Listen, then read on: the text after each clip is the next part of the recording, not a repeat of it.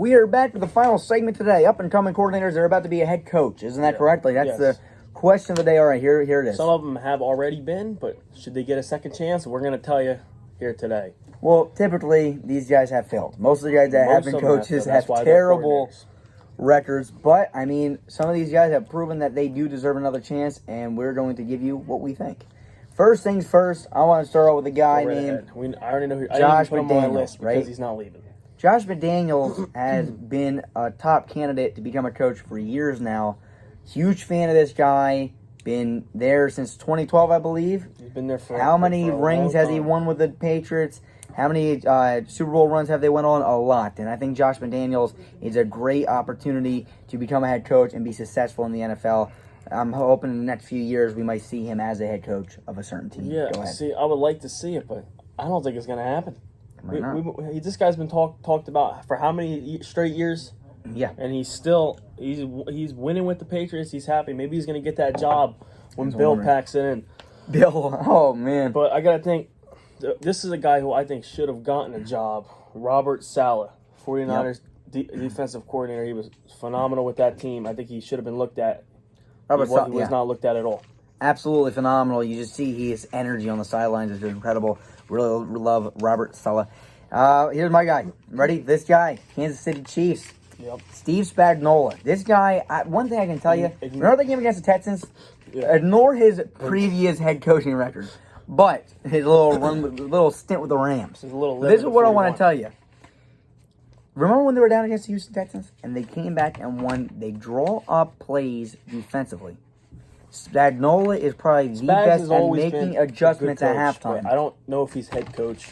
I don't know, but know what though, man? If anyone showed you what he did with this defense this last season, it was pretty dang good. Yeah, no, I mean, Kansas City didn't have the greatest defense, and he turned them into halftime adjustments, making them show totally different than what they showed the first half, and they stopped the opposing offense. Steve Spagnuolo, I think, deserves an opportunity, or if not, he's one of the best defensive coordinators in the NFL right now. Go ahead. Yeah, he's up there. Kellen Moore, Cowboys offensive coordinator. The Cowboys had a great offensive season last year. We all know the offense was not the issue. If they continue to look good, Kellen Moore could be up for a job also.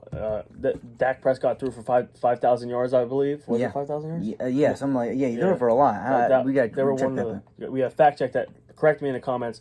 That offense was one of the top gaining yards offense in football. So you got to take a look at this guy.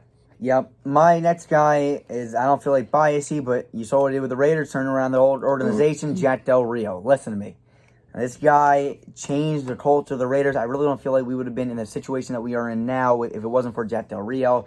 I mean, you think about the things that he did, even though how we're in good standing now. If you think about the talent he drafted for us with GM Reggie McKenzie, with Khalil Mack, Derek Carr, Amari Cooper. Jack I mean, that is probably one of the best drafts ever. We got all those guys.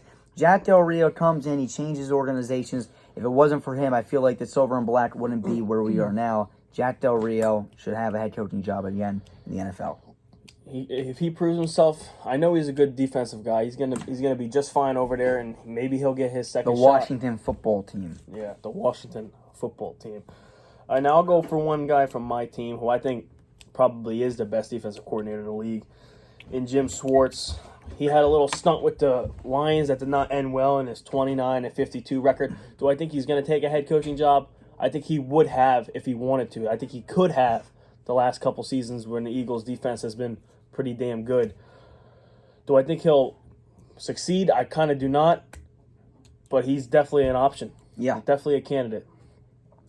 This last guy I have is the Baltimore Ravens offensive coordinator, Greg Roman. And again, I know Jim Harbaugh gets a lot of the credit, but Greg Roman, I really feel like should. He runs a newly offensive, modernized NFL-style offense. This guy, I mean, when the ball was in the offensive hands, they scored. And they would hold on to the ball. They would score a lot. Like this guy is very creative with his play calling. It's a modern-day NFL